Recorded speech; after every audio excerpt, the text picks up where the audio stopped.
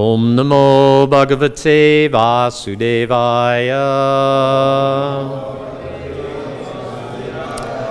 Om Namo Bhagavate Vasudevaya.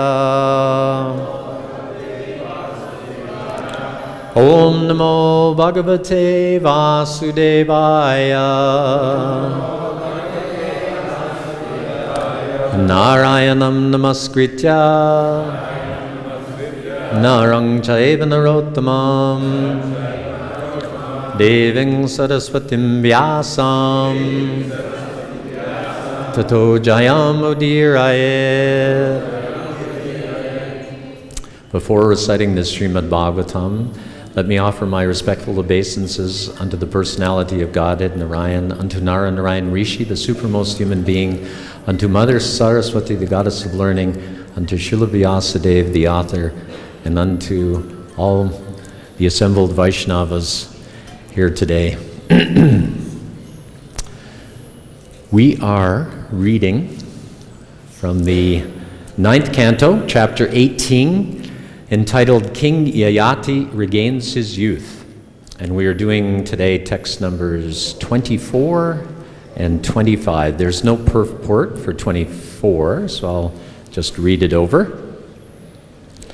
Kate rajani sadire tatra smarudati pitu nyavedayat tata sarvam uktam sarmishtaya kritam. Thereafter, when the learned king returned to his palace, Devayani returned home crying and told her father Shukracharya about all that had happened because of Sharmishta. She told how she had been thrown into the well, but was saved by the king. So text number 25. Durmana, Durmana Bhagavan Kavya Purohitam Purohityang Vigarhayan Stuvan Vriting Chakapotin Duhitra Sayayao Purat Durmana, being very unhappy. Bhagavan, the most powerful. Kavya, Shukracharya. Aurohitam, the business of priesthood. Vigarhayan, condemning. Stuvan, praising. Vriting, the profession. Cha, and. Kapotin, of collecting grains from the field. Duhitra, with his daughter. Sa, he Shukracharya. Yayao, went. Purat, from his own residence. Translation and purport by Srila Prabhupada. As Shukracharya listened to what had happened to Devayani, his mind was very much aggrieved.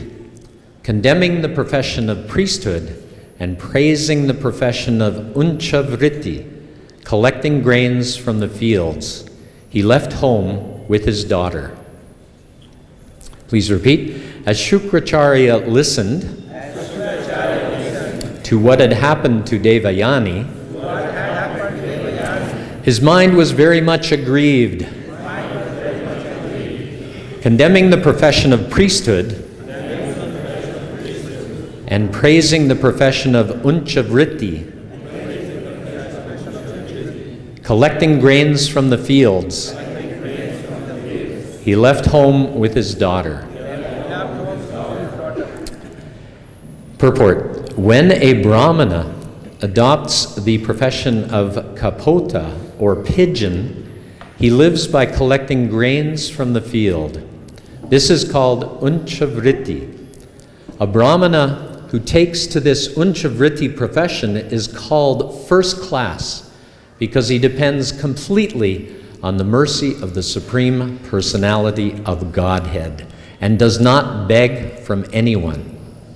Although the profession of begging is allowed for a Brahmin or a sannyasi, one does better if he can avoid such a profession and completely depend on the mercy of the Supreme Personality of Godhead for maintenance. Shukracharya was certainly very sorry that because of his daughter's complaint, he had to go to his disciple to beg some mercy, which he was obliged to do because he had accepted the profession of priesthood.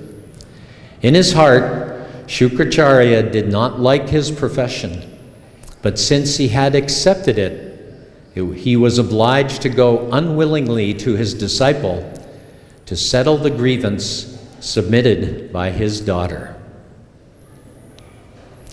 Om Jnanatimrandasya Jnananjana Shalakaya Chakshuran Militam Jena Tasmai Shri Guruve Namaha Shri Chaitanya Manobishtam Stapitam Jena Bhutale Swayam Rupa Kadamayam Dadati Svapadantikam Vandeham Shri Guru Shri Yuta Padakamalam Shri Gurun Vaishnavangscha Shri Rupam Sagrajatam Sahagana Raghunathan Vitang Tang Sajevam Sadvaitam Savadutam Parijana Sahitam Krishna Chaitanya Devam Shri Radha Krishna Padan Sahagana Lalita Shri Vishakan Vitangscha He Krishna Karuna Sindho Dinabandho Jagatpate Gopesha Gopika Kanta Radha Kanta Namostute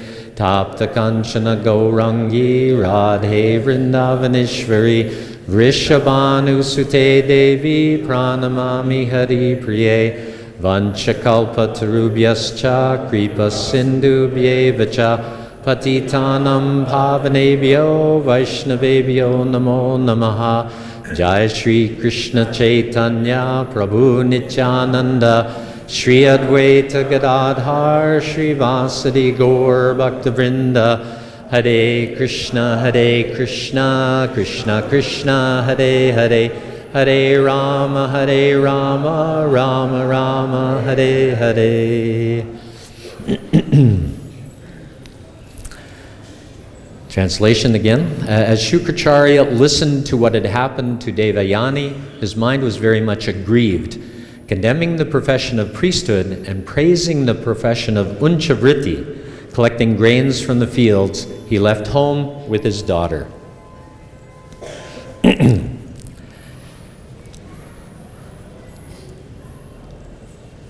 So previously, King Yayati had extended he had been wandering about his kingdom, and he came upon this well, and obviously there was a very distressed woman. She was probably crying out. She wanted to get out of the well, and he looked in the well, and she had been thrown in there with no clothes on by Sharmishta. And fortunately, Yayati arrived on the scene. Immediately he threw in his upper cloth so that she could cover herself, and then he extended his hand and helped her out of the well. And when she came out of the well, she said, "Because you have extended your hand to me and I have taken your hand, you have taken my hand, we are now essentially married." And King Yayati, being a very controlled and righteous Kshatriya, did the right thing. He listened to her because she said to him, "I have been cursed to not be able to, I'm a Brahmani, but I've been cursed that I cannot marry a Brahmin. And so therefore you must accept me as your wife." So Yayati listened, and he was also, it says in the verse, he was attracted to her. So he thought, well, maybe this is a good situation. But being a very righteous king, if this had happened anywhere in the Kali Yuga, somebody comes upon a naked lady, they would probably take advantage of them. But in that age, King Yayati, he sent her on Devayani on her way back to her father. And he knew that the right thing to do would be to get permission from the father from his father and from Shukracharya, Devayani's father, because of this pratiloma marriage. It's the marriage that is from a Brahmani down to a Kshatriya is not considered so proper in that time. So she leaves and goes, and he goes back to his father, Vrishaparva, and he waits. And she goes to Shukracharya and tells the whole story of how she ended up in the well. And we see throughout the Srimad Bhagavatam, there are many instances of where devotees, great devotees of the Lord, become bewildered by the internal energy of the Lord. And often they do things that you would not expect a devotee to do. But what it does is it teaches us, there's always a pastime involved, and it teaches us a great lesson. So we understand from this that Sharmishta, just to have your name in the Srimad Bhagavatam, you have to be a very special personality. So Sharmishta is an extremely special personality. But innocent, Devayani innocently, when getting dressed on the banks of the Kund, where they were all bathing, and Lord Shiva and Parvati went by, so they all immediately jumped out and wanted to put on their clothes. And Devayani accidentally put on Sharmishta's cloth. And Sharmishta, being from the royal family, she should have looked upon this as an innocent thing. I mean, they were good friends. But instead, for some reason, of course, we know the reason is to teach us a wonderful lesson, but she completely loses it. She becomes so upset with Devayani. Oh, sorry. Yeah, sorry. Yeah, yeah, sorry. Yeah, Sharmishta took, and so they had this big quarrel. Yeah, you're right. Yeah, Devayani took, because I had my point written down here. Yeah, took Devayani's cloth, right. And so she being a Brahmani, especially a Brahmani, I mean, we know that the qualities of a Brahman, Shamo, Damas, Tapasocham, Shantir Arajamam Evacha, Jnana Vijnanam Ashtikyam, Brahmakarma Svabhavajam. We know that these are the qualities by which a Brahman acts. And a Brahmani is also expected to act according to those qualities. And here we have Devayani, who just totally lost it. She became so upset that she had a huge fight with Sharmishta. And Sharmishta, of course, being a daughter of a Kshatriya king, she was, Kshatriya Brahmanis are supposed to act like Brahmanas, and Kshatriya women, often they have a lot of the qualities of Kshatriya. So she was probably a little better at fighting. And so she was able to take advantage of that, and she was able to gain control and throw Devayani in the well. So it's a great lesson that all of this would not have taken place if they had just acted according to their proper qualities.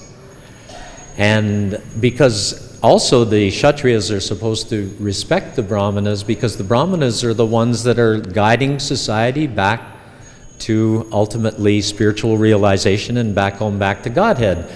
So the Kshatriyas are supposed to take care of the Brahmins and respect them very nicely. But here we have where Krishna has bewildered them both, and we learn this lesson that if you do not act according to the qualities that Krishna sets down, then there will always be difficulty. So Devayani goes and she complains to Shukracharya that I've been offended in this way, and but the wonderful thing is that a king saved me from the well. And the king is willing to marry me. And so I would like you to go to Maharaj Vrishabharva and arrange this marriage and make sure that it happens, even though it is a pratiloma marriage and not considered a very proper thing. So Shukracharya is like, oh no. Now, here I am.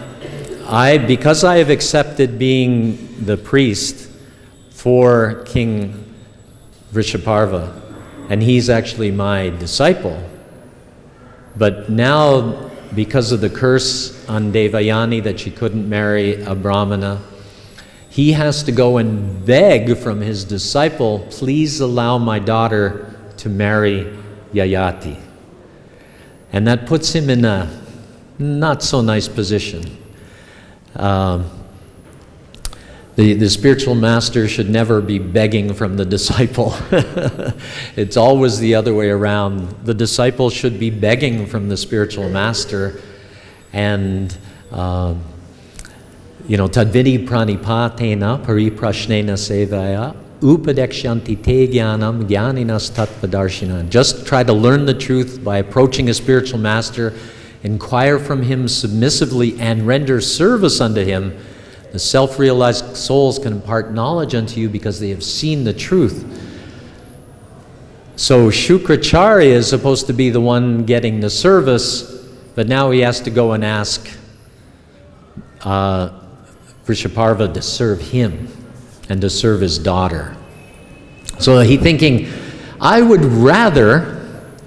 much rather go and be an unattached Brahmin.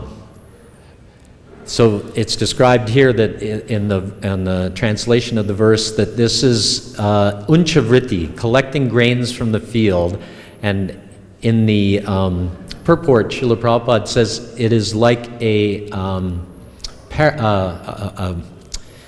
pigeon. Pigeon flies collecting grain off the ground like that. But that grain off the ground has been left by somebody. But if it just goes and gets it directly from the field, then it's, getting it directly from nature, like that. So it's described in this purport that a Brahmana, it can actually go and depend completely on nature and just take the grains that are there in the field, like that, in the same way that a pigeon does. And if he lives his life in that way, then that is the topmost platform, Srila Prabhupada said, because it's depending completely on the mercy of the Supreme Personality of Godhead. But when one accepts being the priest of a Kshatriya family, then in a sense one becomes dependent on that family for one's welfare. And Shukracharya was now, his whole family was dependent on Vrishabharva and his family, so he's like, okay, now I have to go and beg for this arrangement. So we see that this illusion that has happened many times throughout the Bhagavatam, and one of the things that comes up very in the 10th canto, where Lord Brahma he's written the Brahma Samhita, great and wonderful prayers glorifying the Supreme Personality of Godhead, Krishna. But when Krishna came, he was a little bit bewildered. And he thought, I wonder if this boy really is who he says he is, or who they think they think he is, and he's doing all these wonderful things. I'm going to go down there. He gets a little bewildered by the internal energy of Krishna, and he goes down and he steals the cowherd boys. But again, that is all part of the arrangement, so that the expansions, Krishna expands himself to take the place of the cows and the cowherd boys, so that the calves, so the calves, when they go and drink from their mother, the cows are actually getting the Supreme Personality of Godhead drinking directly from them. It's such a wonderful arrangement. And all the cowherd boys are going home to their mothers, and they are actually also taking care of and feeding their sons, thinking that they're sons, but it's actually the Supreme Personality of Godhead. They're getting that chance to have that Vatsalya Ras. So it's such a wonderful arrangement. So the Bhagavatam has these other places also where different illusions have taken place in order to, and of course we know, when Lord Brahma, he immediately, even though he was under illusion, he immediately thought, I think I've made a big mistake here. And so it was just a fraction of his time, but when he came back and he witnessed that Krishna had expanded himself into all the cowherds, the calves and cowherd boys, and then he was like, what have I done? But a whole year had passed.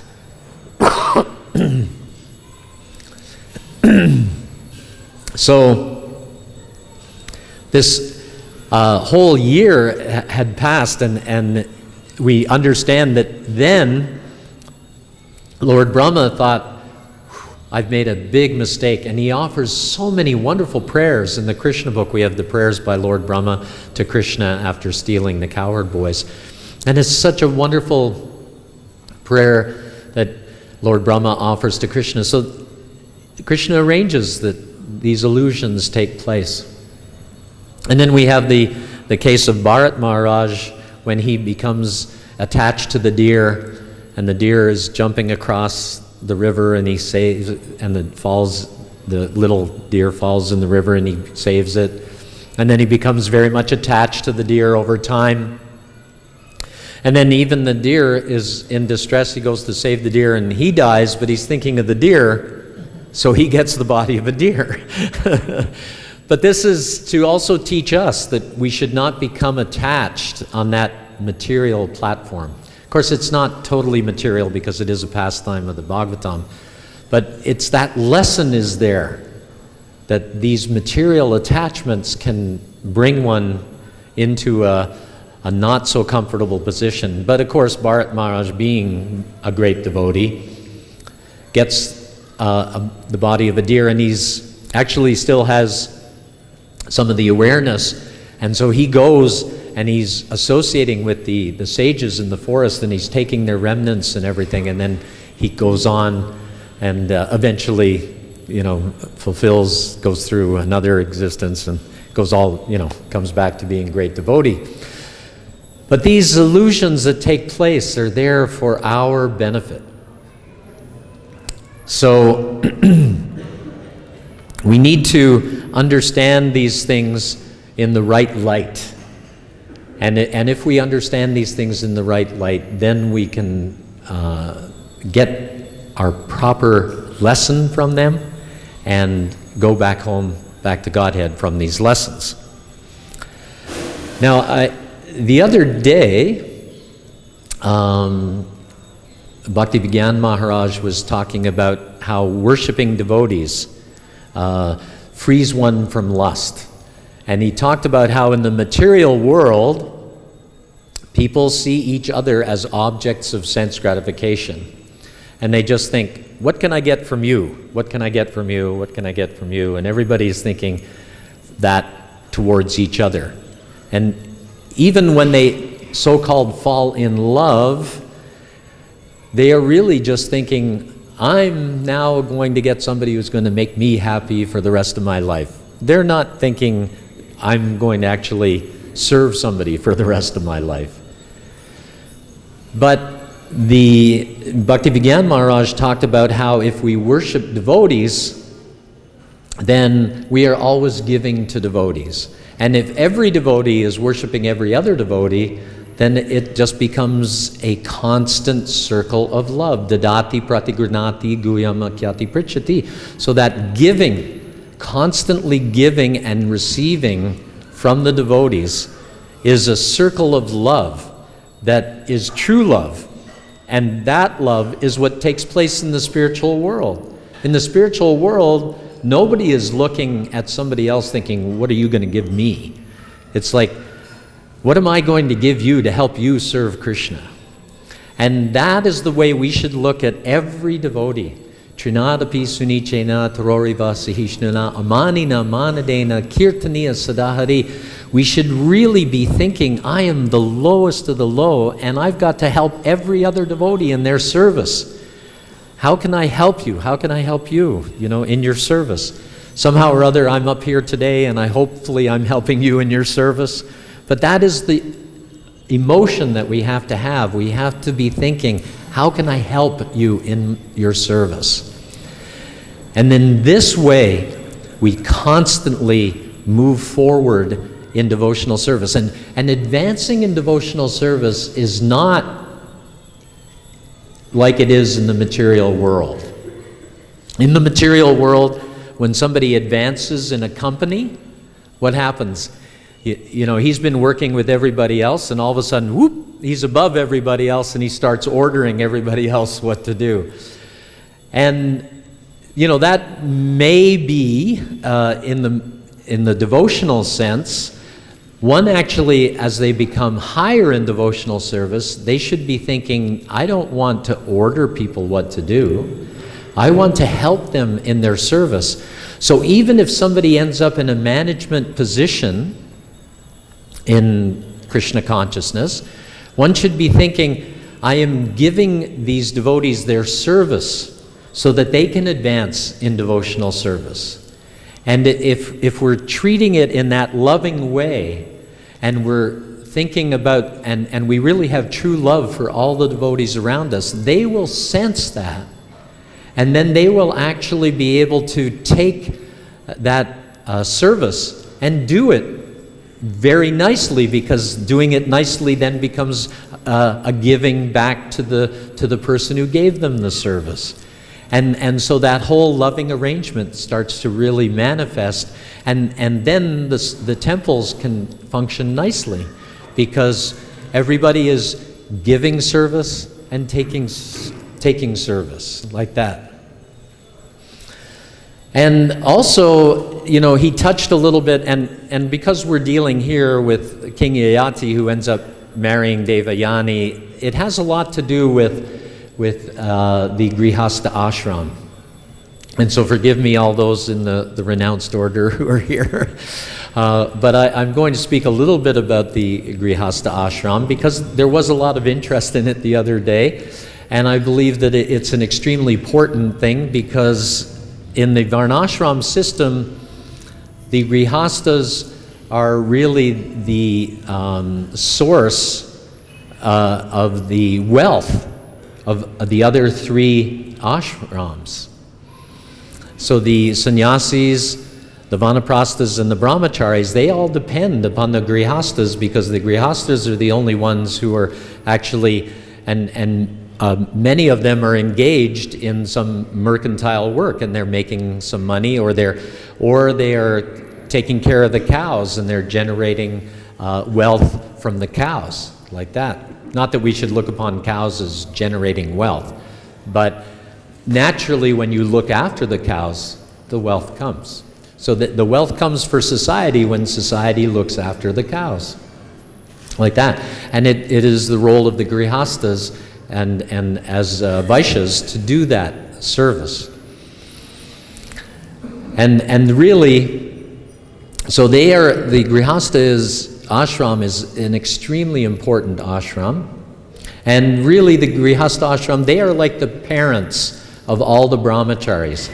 So any of you who are here who are brahmacharis, you should look upon any grihastas as your parents, and your parents who love you in devotional service. We as grihastas should be loving towards all the brahmacharis and brahmacharinis like that, and help them in their devotional service. And the grihastas in and amongst themselves, like even the grihasta couple, they should be constantly thinking that my wife is a wonderful devotee of Krishna, and my service to Krishna is to actually serve my wife, because she is a great devotee. In fact, I have here, just give me 1 second while I find it. I have some words here from Srila Bhaktisiddhanta Saraswati from the Harmonist.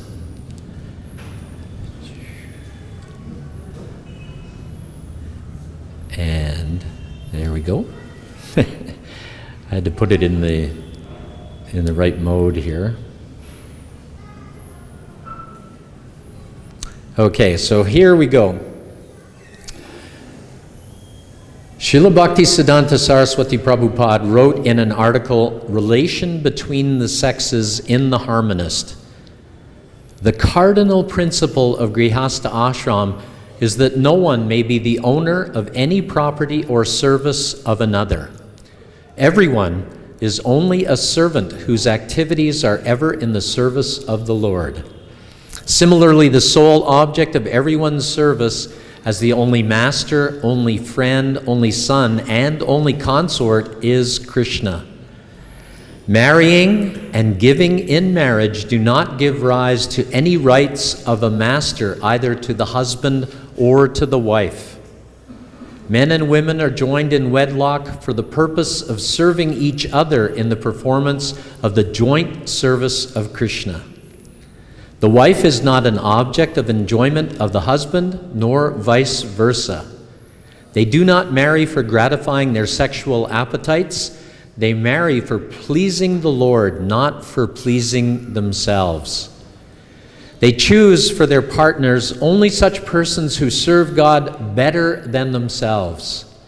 They offer themselves to be accepted by their partners for the favor of being allowed to share in their superior service of Hari. Neither the husband nor the wife should claim the services of his or her partner on their own account. Both of them are only to offer their services if and when their partner is pleased to permit them to share their service of Hari. None of them can force their partners to serve them. This system of household discipline has its roots in the joint worship of the household deity by all members of the household. This is very important at the end here. The reason why the Guru does not ordinarily ask any person to enter the state of wedlock is that it is very rare to find anyone in this world who is willing to regard his or her wife or husband as worthy of his or her unconditional services. This is, however, exactly the only relationship between husband and wife that alone can be sanctioned by the Guru. Some pretty heavy stuff there.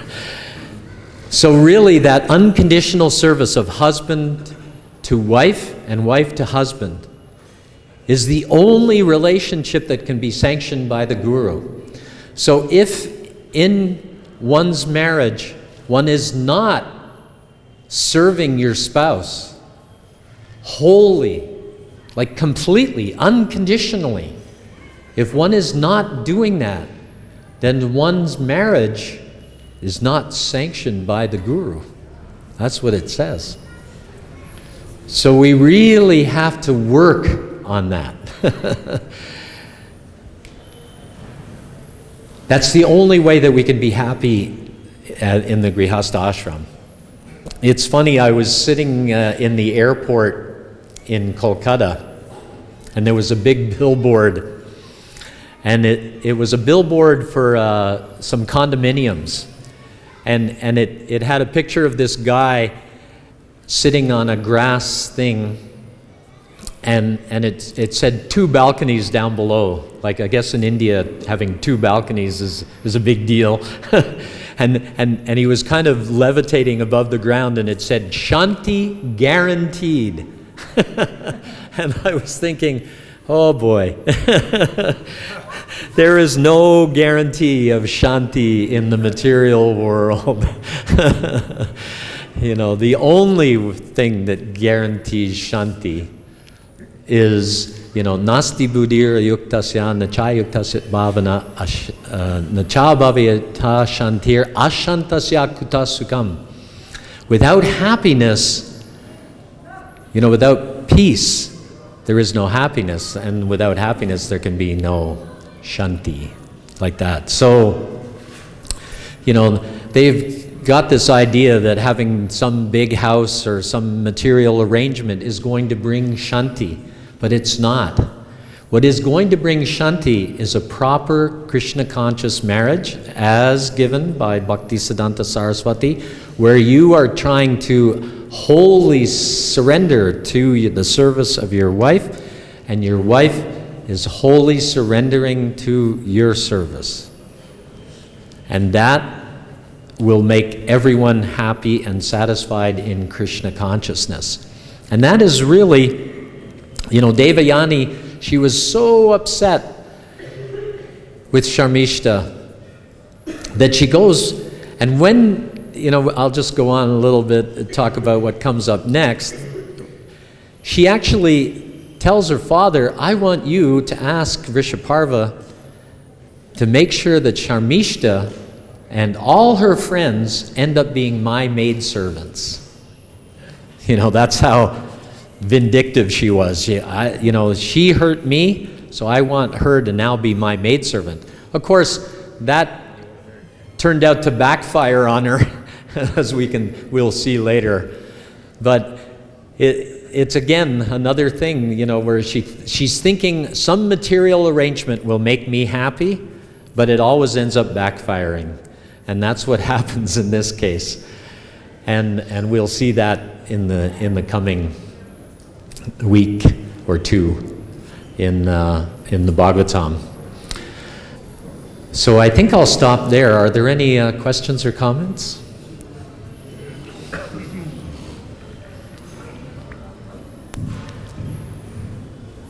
Generally, when the brahmachari is feeling mentally disturbed or not fit to be a brahmachari, so you should get married. And then you know, their idea is that, well, since I can't control my senses, or I'm not really satisfied being alone, and find a partner that we have with it, doesn't sound like they're really signing up to become a servant of somebody and just like, you know, they want to serve Krishna. They're going to be told that surrender as a grihastha, then now they have to become really surrendered to be in that relationship, and ultimately it doesn't give any license for that satisfaction, gratification. So what's the use of jumping into that? That's exactly what Srila Prabhupada said. You have sex once, you have a good son, and then no more. That's it. Yeah.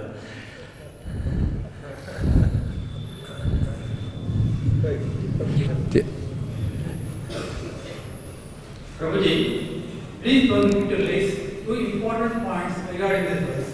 Number one, Sukracharya did not have to beg for mercy. You take the case of Dronacharya. He never brought anything to Agreva, and still he made a very cruel Guru Dakshina to be made. His thumb had to be severe. He had taught him nothing, and still he took the cruel Guru Dakshina. So there's another thing called Guru Dakshina. He didn't have to beg for mercy. He could have asked for Guru Dakshina. He could have commanded it. He could have demanded it. He could have instructed it. He could have ordered it. There's much better option for Sukracharya. He didn't have to beg. That's point number one. And point number two, instead of Puncha Vritti, just only picking grains in the fields. He could have started plowing his own field. That would have been a better option. See, I'm from Tamil Nadu, and there is a quite important... Sorry, Prabhu, I have to stop you there because this is what the Bhagavatam has talked about, and this is the way Shukracharya felt. You may say those things that he could have done that and he could, but this is how he felt, and that's the reality. So don't start introducing some other reality. You're introducing, sorry, can you pass the microphone to this Prabhu here? Sorry, Prabhu, but you were going against what the Bhagavatam says, okay? So thank you.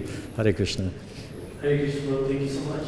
I want to ask you about this point in the report that completely depends on the mercy of Krishna, that kind of Brahman, the first class of Brahmana depends completely. And at one point I was thinking, I want something like this in my life, like I want depends completely of Krishna, but make one duty. And I want to ask you how I can get this.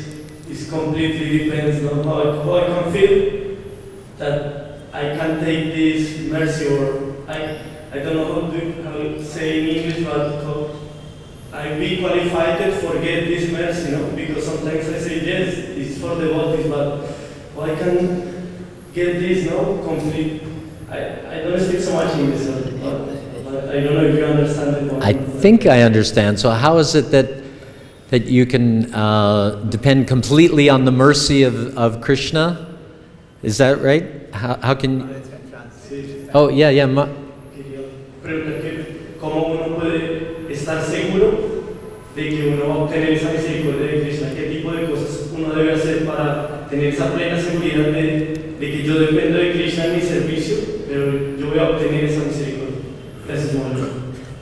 What to do that you really, what you have to do to really feel sure that you are completely depending on Krishna? Oh, okay. What do you have to do to feel sure that you're depending on Krishna only?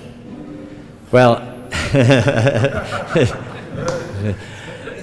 I mean, you've just got to depend on Krishna, but I mean, really, the program that, maybe that's not it? It's not about the plan. I want depends completely of Krishna, but what I need make, where is my duty?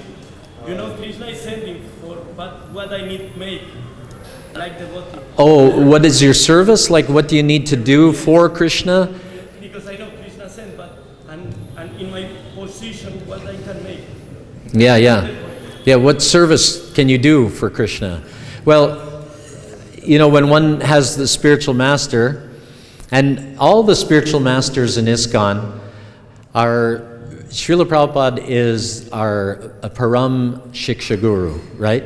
So he's the one that's giving the instruction for the next 10,000 years. Srila Prabhupada's books, he said, will be the law books for the next 10,000 years. So the books are extremely important. And so all the gurus in ISKCON are also following Srila Prabhupada's instructions and saying, one of the most important things that you can do is try to help Srila Prabhupada's mission. And Srila Prabhupada's mission was to give Krishna to everybody, right? He came to the West to give Krishna to everybody. So if you can do that, that's the highest service. That's the most wonderful service.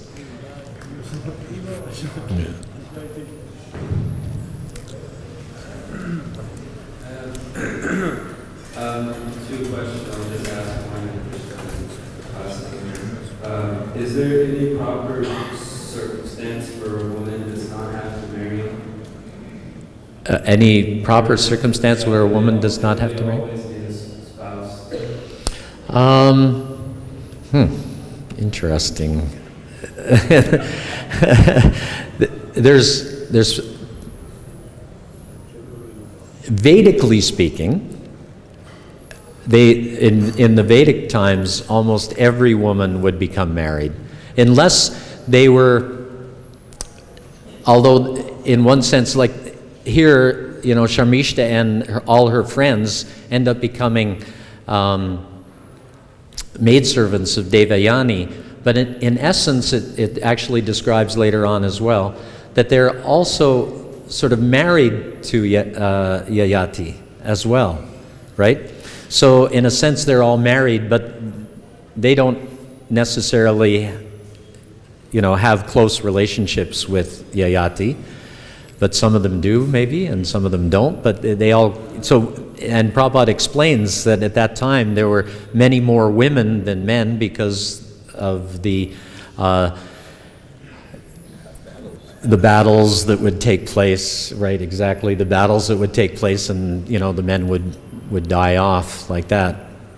And actually, you know, even when you look at life expectancy, even in the Kali Yuga, they look at life expectancy around the world. Generally, women live longer than men. So there are just more men, you know, more women in the world because they last a little bit longer than men do. Men seem to get heart attacks and everything else, and so many, you know, they're always in anxiety about how am I going to support my family and everything else. So they end up, you know, passing away faster. But, you know, in Kali Yuga, there's so many things that get mixed up. I mean, of course, we have, you know, there's all the different, you know, there's male, female, and now we have transgender and so many things. And so sometimes if they come to Krishna consciousness and they may have, you know, that understanding, like they have that sort of male mentality but in a female body, which happens in Kali Yuga, and it seems to be happening more and more. It's just bad karma. I mean, we all have bad karma. We're all in bodies, but sometimes, you know, it lines up that you're a man in a man's body, but what happens when you get a man's consciousness in a female body? Then it's like a real problem. And but the best thing to do, and Srila Prabhupada even talked about it, is just serve Krishna. So if they have that consciousness that I have this male consciousness, but I'm stuck in a female body, don't get married, but just serve. There's so many services that can be done, and Srila Prabhupada understood that you know, female book distributors, I know historically in ISKCON, female book distributors have been some of the very best book distributors we've ever had. You know, I mean, Purnamasi, my wife, is a much better book distributor than I am. And, you know, it's a wonderful thing, you know, and if you can, and if they can be taken care of and served also, then they can, you know, go out and also help the mission of Srila Prabhupada and help people to become devotees. So, yeah, it may happen due to certain circumstances that not all women will get married. And it's not necessarily that they are in that, you know, situation, you know, that male in a female body. I mean, they could be females in a female body, but it just never happens that they find somebody to marry. It happens. But they can still do much service for Krishna. I mean, I know Radha Kund, who served here, is still serving here, I believe, right? She's going out every day distributing Prabhupada's books as much as she can. Yeah, you know, and she's one of the best distributors here. I mean, she's out there all the time, you know, distributing Prabhupada's books until her dying day. You know? And so they can do wonderful service for Krishna. One more, sure. Do you know what planet this pastime took place on? Was it a higher planet? Well, because this is the beginning of the history of the Yadu dynasty, and Krishna is born in the Yadu dynasty, this is taking place on this planet, but it's previous ages. The reason why I asked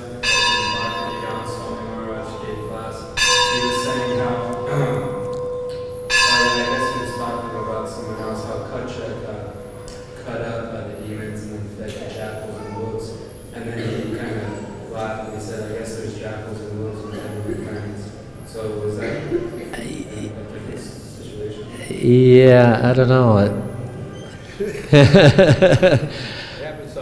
It happened somewhere. Yeah, exactly. And you know, different, I mean, the demigods were regular visitors to the Earth planet in previous yugas. You know, I mean, they would come down and interact with people on the planet all the time. So, you know, it's not necessarily that they had to be in another, you know, in the heavenly planets in order for weird and wonderful things to happen.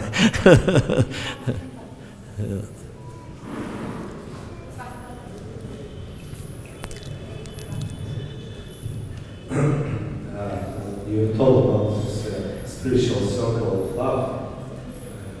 And, is it guaranteed that we will just render service without expectations that we will get and we will also be getting, we will get some in return? Or there's always some, you know, risk or fears that, okay, I will render services of this, but the other side is cannot. Right. There's the spiritual. We have our spiritual, you know, selves, and we have our material mind and intelligence, right? And our spiritual self is just wanting to serve, unconditionally, even if we get beaten. You know, like Lord Chaitanya says, you know, even if you handle me roughly by your embrace or make me brokenhearted, I don't care. I'm going to keep serving anyway. But then, you know, if we render service like that, are we going to get taken care of? When I joined ISKCON many years ago, I felt that Srila Prabhupada was there, and the devotees treated me, I felt, with the same love that Srila Prabhupada treated them. And so I felt, yeah, I can surrender here because I'll feel taken care of. And, you know, nowadays in ISKCON, you get that a little bit more where sometimes the care may not be as good as it once was, as total as it once was. But I think if it really begins with, loving begins with oneself. And you've really got to, you know, if you put out love and loving service, there's a much better chance that you'll get loving service in return. So the only thing you can change is change yourself. So if you put out that loving service and you get ripped off, you know, in a sense, you don't get taken care of or anything, it's not your fault. You have acted perfectly. And perhaps the management has not acted perfectly. But don't worry about that, because you are completely in your spiritual right place. And because of that service, you're going back home, back to Godhead. And they have their own problems to look after, right? So, but if you give love, there's a lot more chance that the person whom you're serving will also say, oh wow, he loves me so much, I want to serve him, you know? So just change, we have to change ourselves and give of that loving service ourselves, and try to, you know, I mean, Mahatma Gandhi, you can take gold from anywhere, right? You know, and he had that quote, be the change you want to see in the world, right? So if you make that change in yourself, that I'm going to give unconditionally to others, then that will spread.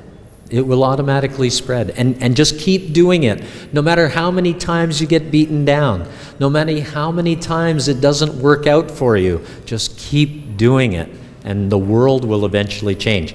That's how Srila Prabhupada changed the world. Because he kept giving, giving, giving. I mean, when Prabhupada first came, he cooked for all the devotees. He served the devotees. He washed up after the devotees. He gave. I mean, he was serving. And then what did he do? Once a few devotees came along, then he translated the books. He knew that they needed more transcendental knowledge, and he wanted to feed them transcendental knowledge. So he he got other people to do the cooking and everything else and the managing of the temples and everything, and he concentrated on translating his books. And he worked so hard at it for hours and hours every day. And he only slept a tiny bit, 2.5, 3 hours a day. And he worked and worked and worked for all of us. Over and over, he just kept serving and giving of himself. When one person would leave, Prabhupada said, I sweat buckets of blood for each and every one of you. That service that he did, waking up early and translating, and it was a labor of love. So Prabhupada, I'm sure, thoroughly enjoyed doing it. But it was a labor of love because he loved us. And so we have to also take the love that Srila Prabhupada gave us. We have to learn to really love ourselves, and our true self is an unconditional servant. And if we can turn that unconditional service back out on the rest of the world, it'll have an amazing effect. Anyway, I think we better stop there. Thank you very much. Hare Krishna.